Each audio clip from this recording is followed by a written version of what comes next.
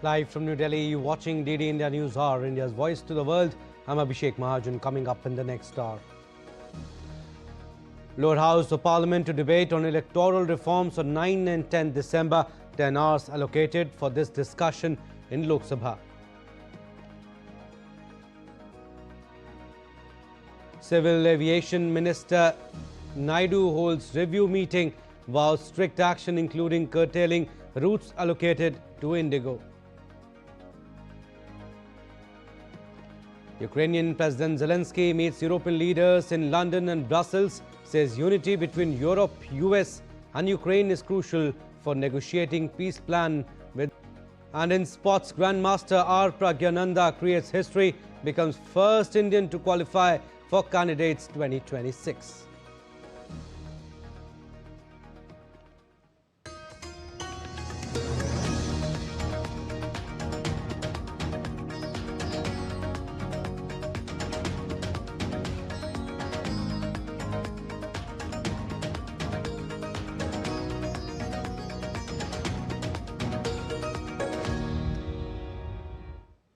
In Parliament, history, politics and national identity converge on Monday. A special 10-hour debate to mark 150 years of the national song Vande Mataram was held in Lok Sabha or the lower house.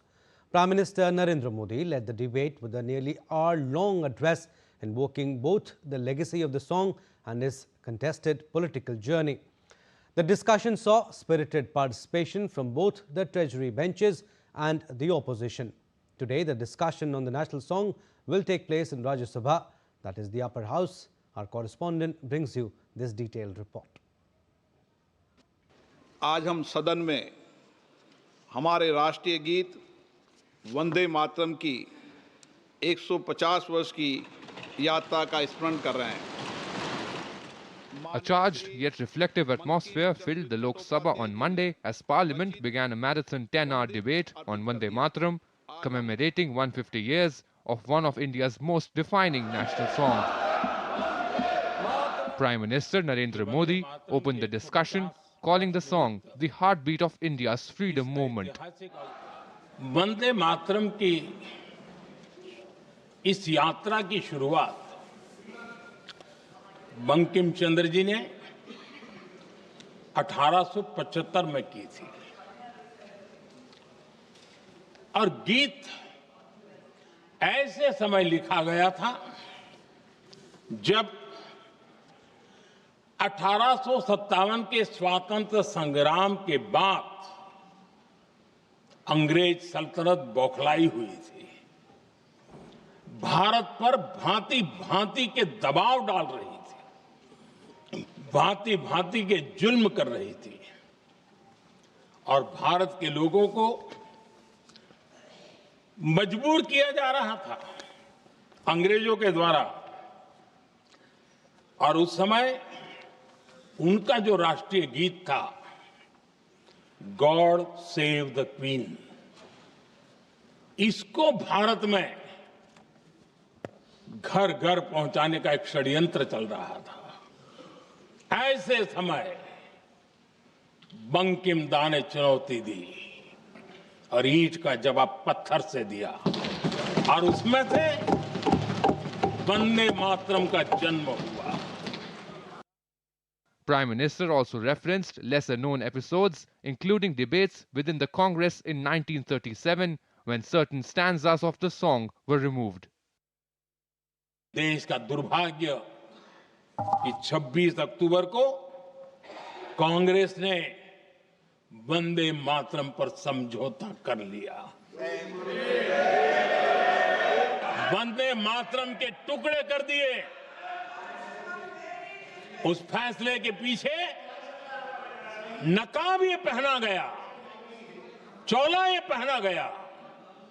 ये तो सामाजिक सद्भाव का काम है, लेकिन इतिहास इस बात का गवाह है कि कांग्रेस ने मुस्लिम लीग के सामने घुटने टेक दिए और मुस्लिम लीग के दबाव में किया. और कांग्रेस का ये तुष्टीकरण की राजनीति को साधने का एक तरीका था. BJP leaders including Anurag Thakur and Bansuri Swaraj underlined how Vande Mataram continues to inspire nationalism and cultural pride in today's India. The opposition too made its presence felt. Congress leaders Gaurav Gogoi and Priyanka Gandhi Vadra countered the government's claims.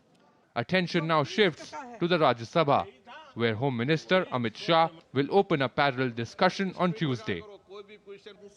From New Delhi, Divyendu Mondel's report for DD India. Meanwhile, the Lok Sabha will debate the special intensive revision of electoral rules as part of a discussion on electoral reforms today. The 10-hour long discussion will begin from 12 noon. Parliamentary Affairs Minister Kiran Rijiju earlier said that SIR is an administrative matter of the Election Commission, which is why the Parliament had to widen the scope of the discussion. He had mentioned that he looks forward to a very constructive and engaging discussion. All right, Divyendu Mondal joins us to talk more on this. Hi, Divyendu. First of all, Prime Minister Modi spoke for almost an hour in Lok Sabha on Vande Mataram yesterday. He led the debate. Now, today, Home Minister Amit Shah to speak in Rajya Sabha. Tell us, what do we expect? Well, Abhishek, the tone has already been set by Prime Minister Narendra Modi yesterday during his speech in the lower house of the parliament. So, of course, we'll see a similar tone from the BJP leaders, including Union Home Minister Amit Shah, that will open the floor for the debate on the issue of Vande Mataram, celebrating 150 years in this country. So, therefore, we'll also see a lineup of leaders from the BJP, as we have seen in the Lok Sabha yesterday. Expected leaders are JP Nadda, who is also leader of the House. There could be other senior members of the BJP speaking on this particular issue in the Rajya Sabha as well. A total of 10 hours have been allocated for this discussion in the upper house. Similar to what we witnessed in the lower house yesterday, the discussion went on till about 11:30 into the night. So therefore, a long discussion again in the upper house of Parliament is going to begin from about 12 to 12:15 this afternoon.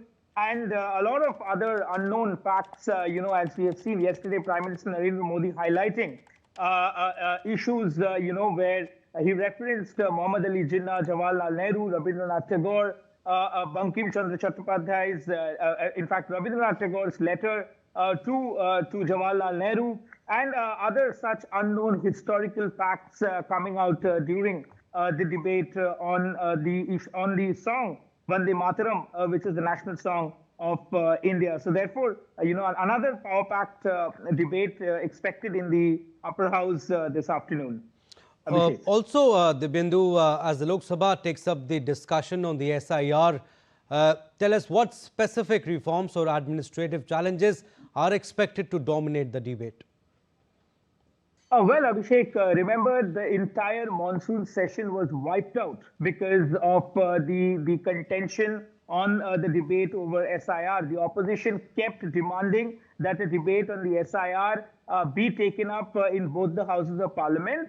And the parliament this time, in fact, the government this time around have agreed to have a debate on the floor of both the houses of parliament. And of course, remember, the government has continuously maintained the fact that the Election Commission is an independent constitutional body, and therefore its purview and ambit is not governed by the government. So therefore, the Election Commission cannot be discussed in the parliament, or the issues related to the Election Commission cannot be debated in the parliament. But having said this, the government have agreed to hold this debate. And in fact, not particularly to the SIR, but the ambit has been increased to electoral reforms. But of course, the parliament can debate on electoral reforms. So therefore, the ambit has been widened to the electoral reform debates in both the houses of parliament. This, of course, is again going to begin post the question hour,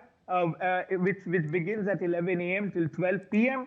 After 12 p.m., somewhere around 12:15, it is expected that the marathon SIR debate in the Parliament's lower house, Lok Sabha, is expected to begin. Issues such as, of course, the deletion, the accused, what the opposition is accusing, that a number of voters have been deleted from their voter list, which the opposition had been making noise both inside and outside the parliament, could come up in the discussion. And the government is going to, of course, put out some key, issues with regards to the electoral reforms in this country, could perhaps, come up during this marathon debate, which is about to begin at 12:15 this afternoon. All right, on your screens, you can see the visuals. Prime Minister Narendra Modi was also felicitated today by the NDA leaders. So, National Democratic Alliance parliamentary meeting was also held. You can see in the visuals. Dibyendu, what more you can tell us on this NDA parliamentary party meeting was held today, and Prime Minister Modi was felicitated too? Well, Abhishek, this we have seen almost in all parliamentary sessions. The NDA party does meet each time they gather at the parliament during each session. So therefore, even this time around, the parliament, in fact, the NDA meeting was called, and today Prime Minister Narendra Modi is attending that meeting as we speak. And this, of course, is the first meeting of the NDA parties after the landslide victory the BJP and the NDA got in the Bihar election. So, the felicitation that is currently taking place is, of course, congratulating Prime Minister Narendra Modi for his leadership, for that thumping majority victory that Bihar witnessed, when people had, questions whether after a long 20 years, in fact 25 years of anti-incumbency, whether the NDA government would be able to come back to power or not. But, the Modi magic or the Modi charisma did play. And NDA came back to power for, in fact, the fourth time in the state of Bihar. So therefore, this is a congratulatory, felicitation of Prime Minister Narendra Modi. But of course, if we speak of the broader ambit of the NDA meeting, each time, because to gather all the members of parliament, the parliamentary session is the most important, in fact, most apt place. So therefore, the Prime Minister speaks, the senior leaders of each party speak about what the strategy of the government or the NDA parties would be in the coming days once the parliament session is over. Absolutely, Dibyendu. Like you said, the felicitation was for the landslide victory in Bihar Assembly elections. We'll leave it at that. Thank you for your inputs, Dibyendu. Moving on, December 9, 1946 marked a defining moment in India's history as the Constituent Assembly convened its first session. It was held in the historic Constitution Hall of Parliament House, now known as Samvidhan Sadan.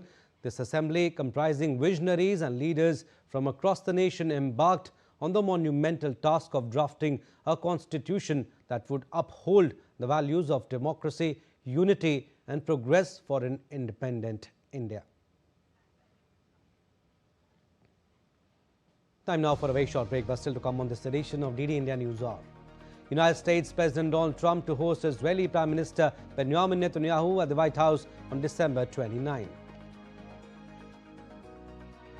Australia's young teenagers will soon be spared from endless scrolling online as the country is set to impose world's first social media ban. And Moscow Zoo unveils new Amur tiger cubs on camera.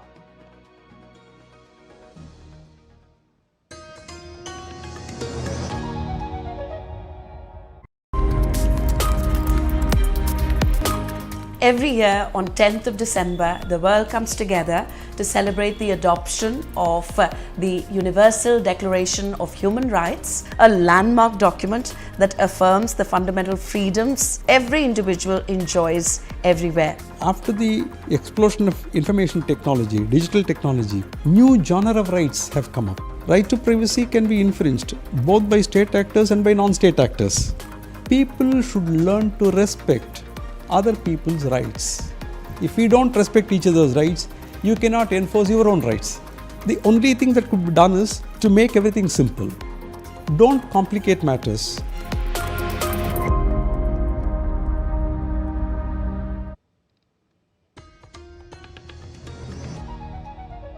Welcome back. You're watching DD India News Hour. I'm Abhishek Mahajan. Some more stories European leaders have said now is a critical moment to ramp up support for Ukraine and put pressure on Russia to bring an end to the conflict. To discuss the latest version of a peace plan drafted between Ukrainian and US officials last week, Ukrainian President Volodymyr Zelensky met UK Prime Minister Keir Starmer, French President Emmanuel Macron and German Chancellor Friedrich Merz in London on Monday. At the meeting, the European leaders said they wanted to come up with firm plans in case of a peace deal. While Zelensky said that unity between Europe, Ukraine and the US was important when negotiating an end to Russia's conflict in Ukraine. Things which are very important for today, I think unity between Europe and Ukraine, and also unity between Europe, Ukraine and the United States. There are some things which we can't manage without Americans, things which we can't manage without Europe, and that's why we need to make some important. And after talks in London, Ukrainian President Zelensky met NATO Secretary General Mark Rutte, EU's Ursula von der Leyen and Antonio Costa in Brussels. Zelensky said that Ukraine would share a revised plan with the US on Tuesday.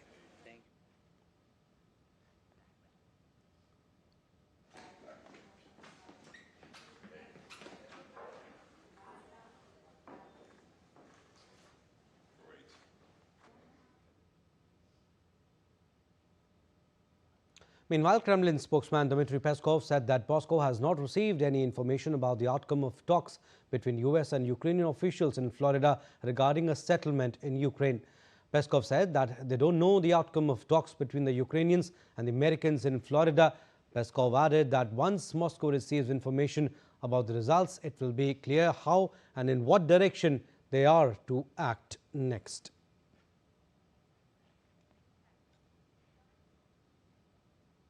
Now, United States President Donald Trump will host Israeli Prime Minister Benjamin Netanyahu at the White House on December 29, according to an Israeli government spokesperson. The Prime Minister's office on December 1st said Trump had invited Netanyahu to the White House in the near future, although a date for the visit has not yet been made public. The announcement came a day after Netanyahu said he expected to discuss the second phase of the ceasefire in Gaza with Trump, as well as opportunities for peace in the region. Netanyahu said on Sunday that the second phase of a US plan to end the conflict in Gaza was close, but cautioned several key issues still needed to be resolved, including whether a multinational security force would be deployed. Netanyahu said that he would discuss with Trump how to bring an end to Hamas rule in Gaza. A ceasefire between Israel and Hamas is entering its second month, although both sides have repeatedly accused each other of violating the truce agreement. Now, US Secretary of State Marco Rubio hosted the Australia-United States Ministerial Consultations called OSMIN at the State Department in Washington, D.C. Australian Deputy Prime Minister and Minister for Defence Richard Marles, Australian Foreign Minister Penny Wong, as well as US Defence Secretary Pete Hegseth discussed the recent agreement to develop critical mineral supply chains between the United States and Australia, as well as ongoing military projects. US President Donald Trump and Australian Prime Minister Anthony Albanese signed an agreement in October that will see up to $8.5 billion invested in projects to develop and refine metals vital to industries including defense, advanced manufacturing and energy transition. And I know we've also signed a landmark critical mineral framework agreement.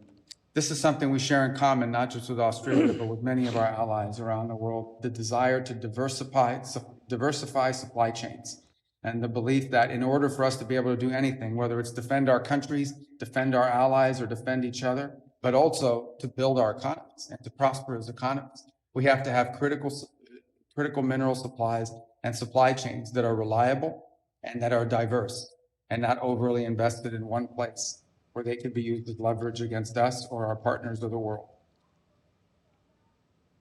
The United States is our principal ally and our principal strategic partner. And together we navigate volatility, we invest in each other, we invest in the region's security, and we boost each other's prosperity, whether that's through investment in critical minerals, critical technology, Australian superannuation, or of course AUKUS. Australia's approach to the alliance has always been to work to ensure it delivers concrete benefits for our security and prosperity and for that of the United States. Moving on, Thai forces shelled Cambodian positions overnight into Tuesday, killing 2 more civilians, bringing Cambodia's civilian death toll in the reignited border conflict to 6. As per Cambodian Defense Ministry, Thai military fired into the border province of Bantia Mancha after midnight, resulting in the deaths of 2 civilians. Information Minister informed that at least 4 Cambodian civilians were killed by Thai shelling, while around 10 other civilians were wounded, including a Cambodian journalist. Both sides have blamed the other for instigating the renewed fighting, with South Thailand launch airstrikes and use tanks against its neighbour.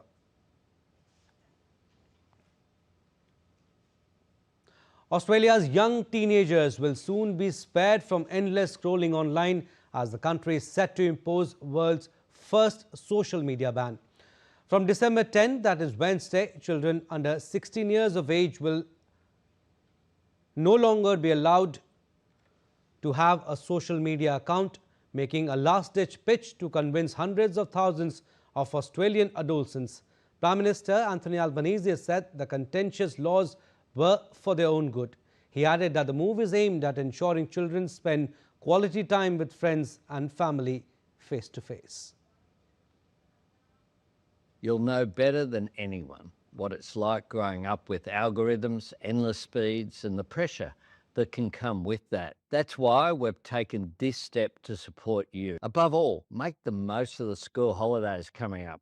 Rather than spending it scrolling on your phone, start a new sport, learn a new instrument, or read that book that has been sitting there on your shelf for some time. And importantly, spend quality time with your friends and your family, face to face.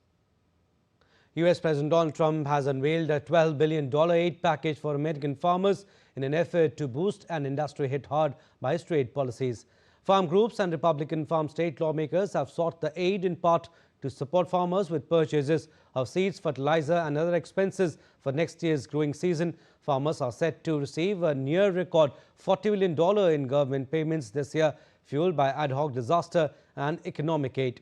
During his first term, Trump gave about $23 billion in aid to farmers hurt by his trade policies. US President will impose severe tariffs on fertilizer from Canada if he deems it necessary. Trump suggested that he could target fertilizer imported from Canada to boost domestic production. Trump had previously exempted some fertilizers like potash and urea from so-called reciprocal tariffs he placed on Canada, while products compliant with the North American trade deal negotiated in Trump's first term are levied at a lower rate.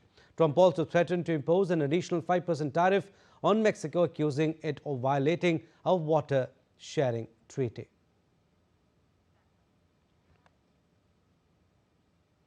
Fans gathered at Strawberry Fields in New York's Central Park on Monday to mark 45 years since the death of Beatles legend John Lennon.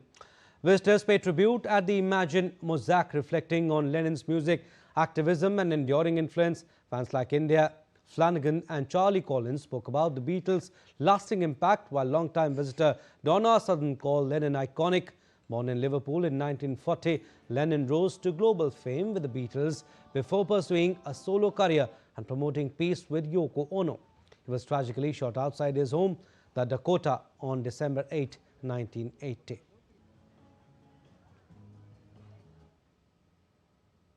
And following the Critics' Choice Awards nominations announcement, the excitement surrounding the 2025 awards season has intensified with the reveal of 83rd edition of the Golden Globe nominations on Monday.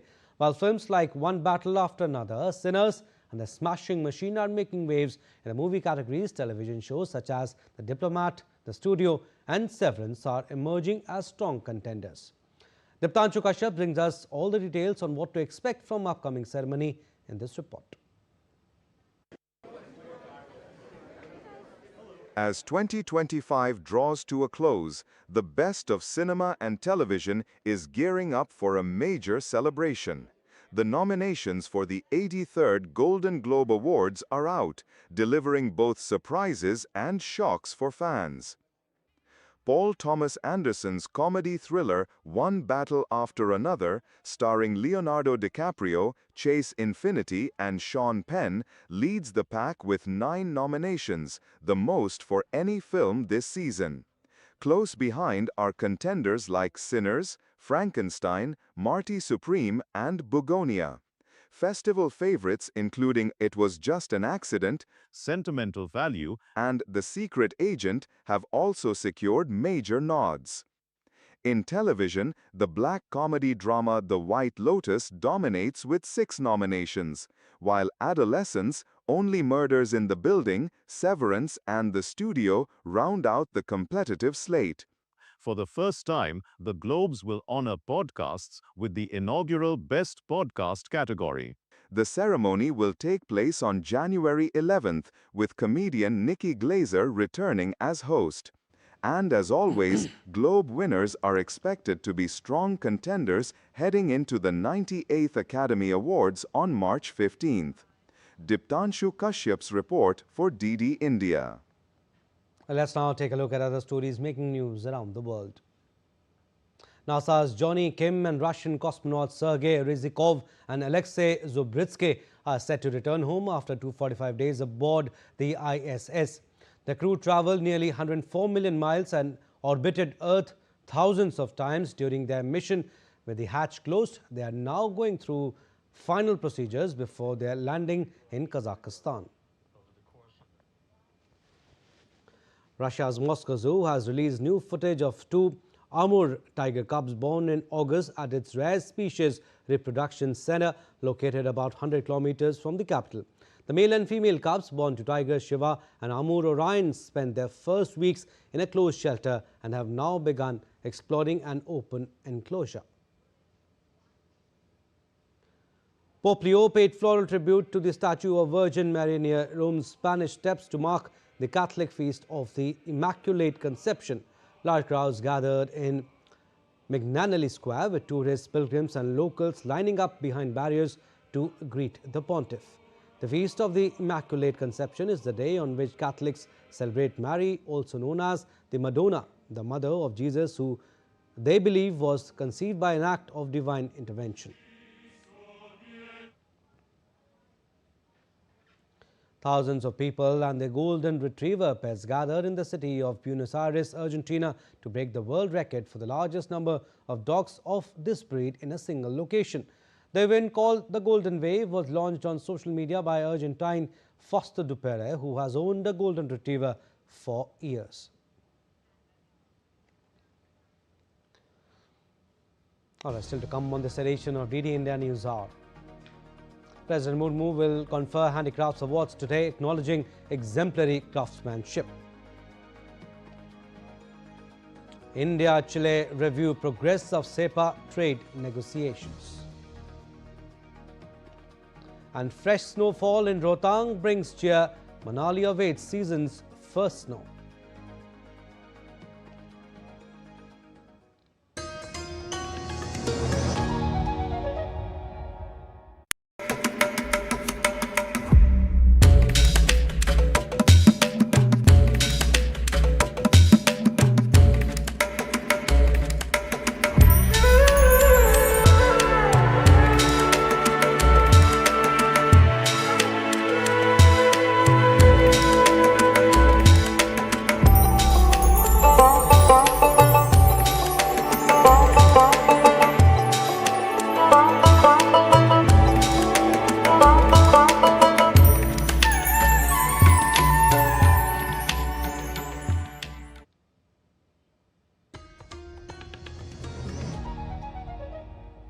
Welcome back. You're watching DD India News Hour. I'm Abhishek Mahajan. Recap of our top stories. Lower House of Parliament to debate on electoral reforms on 9th and 10th December. 10 hours allocated for this discussion in Lok Sabha. Civil Aviation Minister Naidu holds review meeting, vows strict action including curtailing routes allocated to IndiGo. Sports Grandmaster R. Pragyananda creates history, becomes first Indian to qualify for Candidates 2026. The Ministry of Civil Aviation and DGCA has been constantly monitoring the situation across all the airports in real time since 3rd December due to extraordinary circumstances caused by disruption of IndiGo operations. Monday night, a high-level review meeting comprising all the senior officials was undertaken for a comprehensive assessment of the situation. All senior officials of the ministry have been instructed to visit airports to verify airline operations and passenger-oriented services. Any shortcomings identified, including feedback received through interactions with passengers, are to be addressed and rectified immediately. Meanwhile, Minister Ram Mohan Naidu has said the government will curtail IndiGo's winter flight schedule and allocate them to other operators following the airline's recent large-scale operational disruptions. Speaking to Doordarshan News, Naidu said IndiGo is currently operating 2,200 flights, which will definitely be curtailed. The minister also said that refunds worth ₹745 crore have been given for 7,30,655 cancelled PNRs from December 1st to 8th. Besides this, he said that 6,000 of the 9,000 passenger bags have already been delivered and the remaining ones are scheduled to be delivered soon. Earlier on Monday, speaking in Parliament, Civil Aviation Minister spelled out the reasons for IndiGo's large-scale flight cancellations. Take a listen. There was one full month of operations in the new FDTL also. Why I am mentioning this point, even though we are saying because of the FTTL this situation has arisen, there have been a lot of internal complications. This is a day-to-day operations thing that the IndiGo should have maintained. IndiGo was supposed to manage the crew, was supposed to manage the roster through its day-to-day operations. We are there to check if the FDTL is properly implemented or not, and there has been no compromise on that side. And for one thorough full month, we have been observing. On 1st of December, we had a meeting with IndiGo on FDTL itself. When they required some clarifications, we have given the clarifications also with that idea, and they have not flagged this issue. So everything was running normal till then. Suddenly, we have observed this on 3rd. Immediately, once this was observed, the ministry came into the picture. We have taken over the situation at the airports. We have consulted all the stakeholders, and then you have seen how things have unfolded for those 2 days. Definitely, there was a lot of difficulty that has been faced by the passengers. We are doing an inquiry, and we will take very, very strict action, not only for this situation, but also as an example. We will set an example for all the airlines. If there is any miscompliance, any non-compliance or non-adherence for any single person, any entity or any organization or any operator functioning in this civil aviation, we will take very, very strict action so that we set an example in the industry.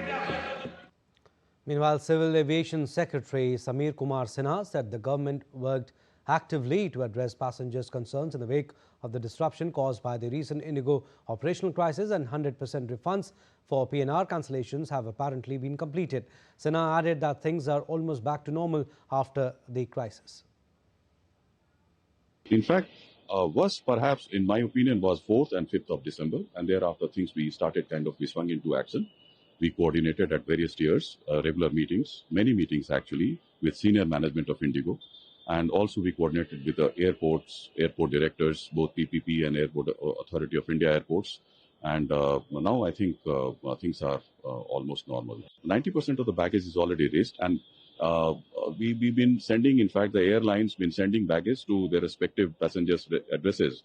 I feel that within the next 24 hours or so, all the luggage will be there at the passengers' given address. Right? We issued one order, and also we coordinated with IndiGo, and I think it is all 100% refund has already been completed. We have already ordered an inquiry. It's a detailed inquiry going to take place in the next 15 days or so. And once the outcome of the inquiry is there with us, then thereafter we go into the region, so that we would not like to have this kind of occurrence ever in future. So we are waiting for the outcome of the inquiry. In the meanwhile, senior management of the IndiGo Airlines, they have also been so-caused. So we will wait for the inquiry report and thereafter take corrective actions. And the Directorate General of Civil Aviation appointed panel investigating the flight disruptions at IndiGo is likely to summon the airline CEO Peter Elbers and Chief Operating Officer Sidre Porqueras on Wednesday as part of the ongoing probe. The 4-member panel has been tasked with identifying the root cause of widespread operational disruptions. Its mandate includes assessing manpower planning, fluctuating rostering systems, and the airline's preparedness to implement the latest duty period and reset norms for pilots. rest norms for pilots. The panel will also review the extent of compliance with the revised flight duty time limitations provisions, including analysis of gaps admitted by the airline, and ascertain the accountability and responsibility for planning failures that led to the breakdown of operational stability, among others. Moving on, President Draupadi Murmu will confer the Shilp Guru Awards and National Awards for Handicrafts for the years 2023 and 2024 today.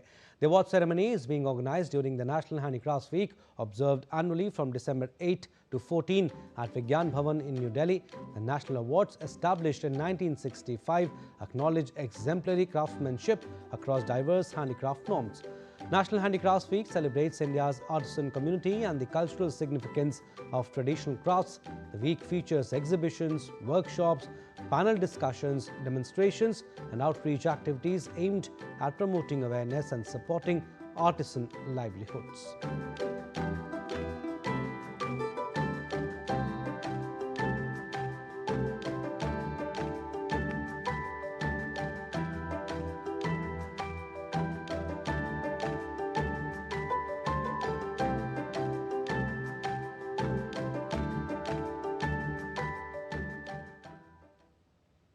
India-Chile reviewed ongoing negotiations towards advancing the India-Chile Comprehensive Economic Partnership Agreement, or CEPA.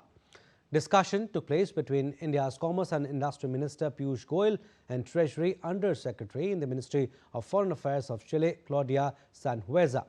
The discussions come as officials from both sides wrapped up the fourth round of talks on December 5 for the proposed CEPA.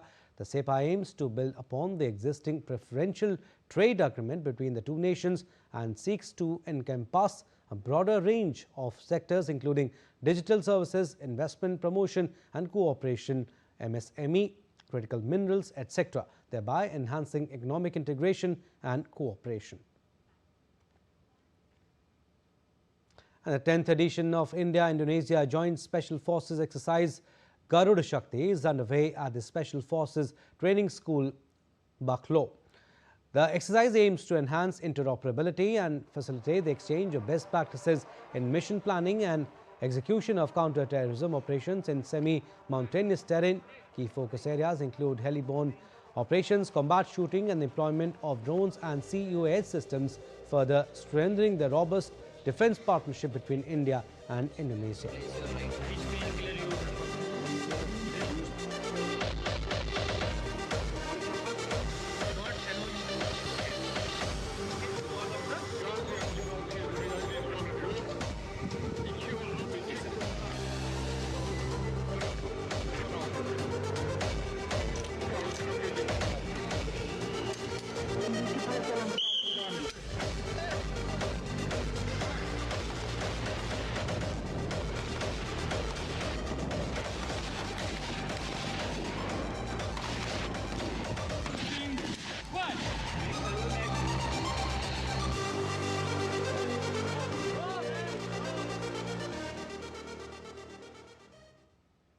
Prime Minister Narendra Modi has extended birthday greetings to senior Congress leader Sonia Gandhi.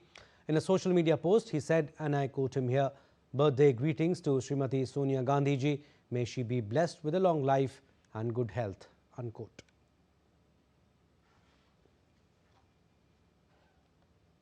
Winter has finally knocked on Himachal's door with fresh snowfall in Rohtang Pass. 2 inches of snow have lifted spirits, promising a boost for tourism and farming alike. But the Manali-Leh highway now stands closed. Let's take you there for more.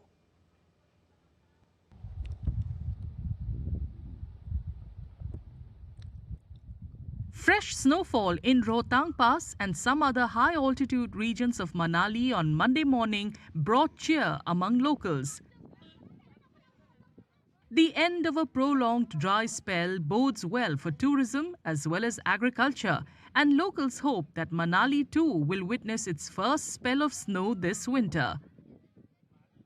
ये बिल्कुल accurate time है। इस time Rohtang में बर्फ होगी और मुझे लग रहा है शाम तक शायद इधर सराउंडिंग में भी ऊपर चोटियों में बर्फ आ सकती है। और ये टाइम जो है बर्फ का टूरिज्म पॉइंट ऑफ व्यू से बहुत अच्छा है और लोकल जो हॉर्टिकल्चर एग्रीकल्चर है उसके लिए भी बेनिफिट है। तो हमें पूरी आशा है कि ये आज या कल डेफिनेट स्नोफॉल मनाली और टनल के पास और रोहतांग के पास डेफिनेट पड़ेगा। आज मौसम ने जो हल्की सी करवट ली है, रोहतांग पास में ताज़ा बर्फबारी सुबह दोपहर तक होती रही है और लगता है कि मनाली में भी जल्दी ही बर्फबारी होगी और जिसे यहाँ स्थानीय लोगों को, खासकर बागबानों को और टूरिज्म से जुड़े हुए लोगों को काफी फायदा इससे होगा। आज हमको पता चला कि रोहतांग में बर्फबारी हुई, तो यहाँ के लोग भी काफी एक्साइटेड है कि कब नीचे मनाली में भी बर्फ पड़े।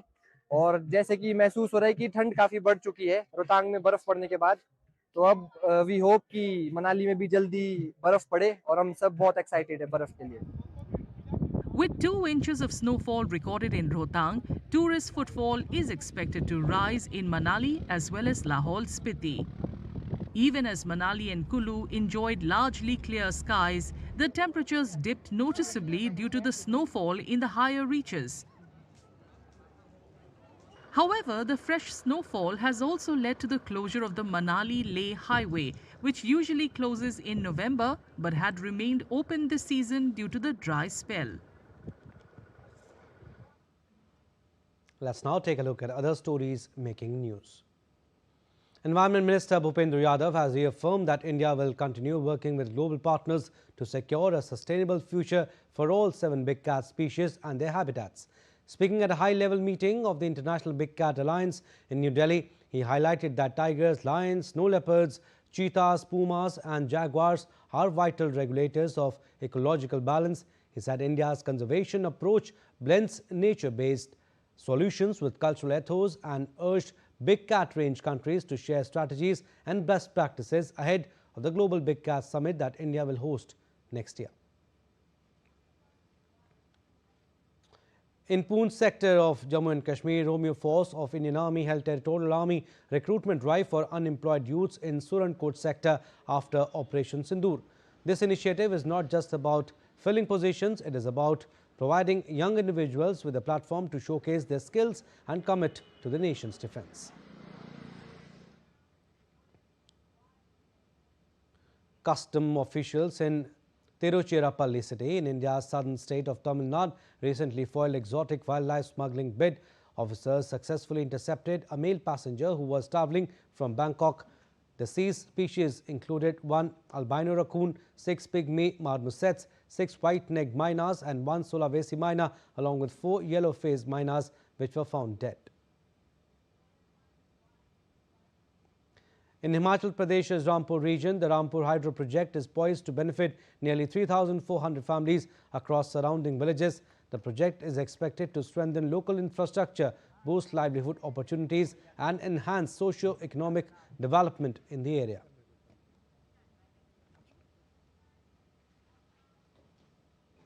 All right, still to come on this edition of DD India News Hour. The International Monetary Fund lists India's unified payments interface as world's largest real-time payment system. Netflix deal faces new challenge. Paramount launches hostile bid for Warner Brothers. And strong India faced shaky South Africa in the first match of T20I series in Cuttack today. Shubman Gill and Hardik Pandya return.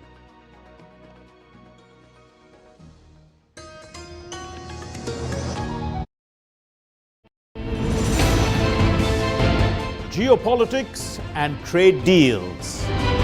Economic challenges amid development.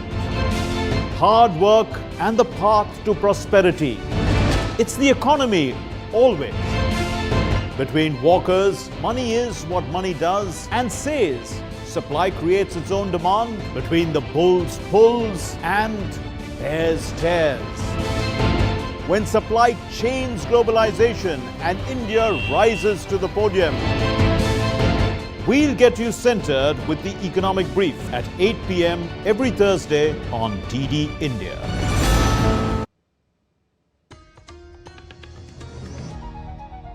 Welcome back. You're watching DD India News Hour. I'm Abhishek Mahajan. Business updates now. The International Monetary Fund report on growing retail digital payments has recognized Unified Payments Interface as the world's largest retail fast payment system by transaction volume. Various initiatives have been taken up by the Government, Reserve Bank of India and National Payments Corporation of India to support small-scale merchants in adopting digital payment systems, including UPI. According to the Ministry of Finance, as per the ACI Worldwide Report on Prime Time for Real-Time 2024, UPI has around 49% share in the global real-time payment system transaction volume. These inter alia include incentive scheme for promotion of low-value BHIM UPI transactions and the Payments Infrastructure Development Fund, which provides grant support to the banks and fintechs for deployment of digital payment infrastructure in Tier 3 to 6 centers. Meanwhile, UPI continued its rapid rise in November 2025, crossing over 19 billion transactions worth Rs 24.58 lakh crore as of November 28. According to data released by the National Payments Corporation of India, this marked a sharp increase compared to the same period last year, when UPI recorded 15.48 billion transactions valued at Rs 21.55 lakh crore in November 2024. The latest figures show that UPI's transaction volume in November 2025 grew about 23% from November 2024, while the transaction value rose by nearly 14%. US President Donald Trump said Monday he had reached an agreement with President Xi Jinping to allow US chip giant NVIDIA to export advanced artificial intelligence chips to China. The announcement marked a significant shift in US export policy for advanced AI chips, which Joe Biden's administration had heavily restricted over national security concerns about Chinese military applications. Democrats in Congress quickly dismissed the shift as a huge mistake that will help the Chinese military and economy. Trump said his decision aims to support American jobs, strengthen US manufacturing, and benefit American taxpayers. Moving on, Hollywood's biggest studios are now locked in high-stakes corporate showdown as Paramount launches a hostile bid to take over Warner Brothers Discovery, directly challenging Netflix's recent blockbuster deal. With billions of dollars, global investors and even White House scrutiny involved, the battle for one of the industry's most iconic studios is far from over. Diptanshu Kashyap brings us the latest on this escalating clash in Hollywood. Hollywood studio Paramount has launched a hostile $108.4 billion all-cash bid to acquire Warner Brothers Discovery, directly challenging streaming giant Netflix's $72 billion deal announced just days earlier. The move reopens the bidding war for one of Hollywood's most valuable studios. Warner Brothers says it will review Paramount's offer but continues to recommend Netflix for now. If Paramount's proposal moves forward, it would rank among the largest media takeovers in history and trigger a $2.8 billion breakup fee owed to Netflix. Paramount insists its bid is stronger, offering $18 billion more in cash and a clearer path through regulators, backed by financing from Larry Ellison, West Asian sovereign wealth funds, and U.S. President Donald Trump's son-in-law, Jared Kushner's affinity partners. Political scrutiny is also intensifying, with President Trump weighing in, saying the government will examine market share before approving any takeover, and stressing that neither Netflix nor Paramount are great friends of his. I know the companies very well. I know what they're doing, but I have to see what percentage of market they have.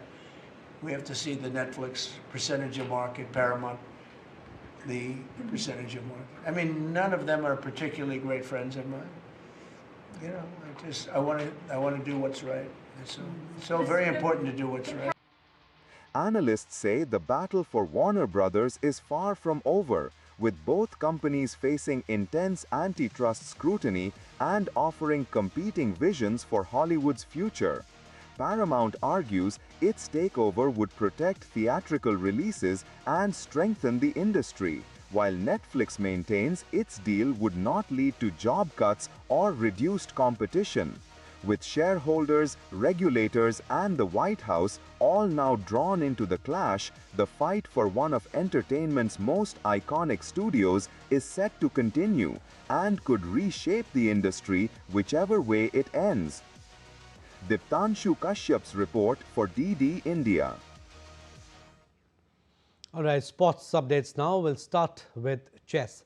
Indian chess reached another historic high on December 8 as R. Pragyananda was confirmed as the winner of the FIDE Circuit 2025, securing direct qualification to the prestigious 2026 Candidates Tournament. At just 20, he outshone global rivals with unmatched consistency, finishing the season with 115.17 points ahead of compatriot Anish Giri and Uzbekistan's Grandmaster Nordirbek. His victories at the Tata Steel Masters, Superbet Chess Classic Romania, Uz Chess Cup Masters and London Chess Classic highlighted his dominance, while runner-up and mid-table finishes still added crucial points. This triumph positions Pragyananda among the elite 8 contenders for the world title.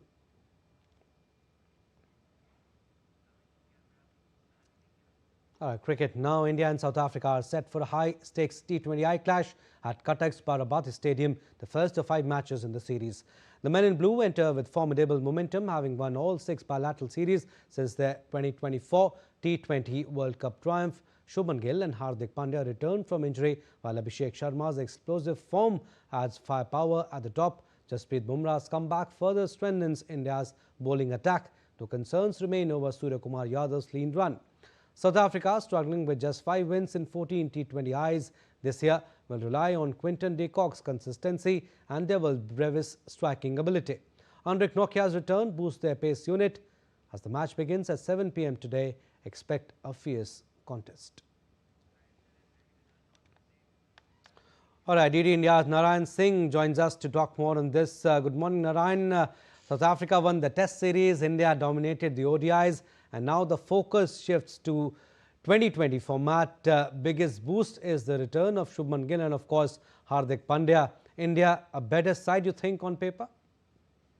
Definitely not only paper, but on reality too. India is a better side. If you take a look stats, since the 2024 World Cup, when India won in Barbados against South Africa, after that, India won 26 matches and lost just 4. And we can say that right now, India is a near invincible side in the format of the game.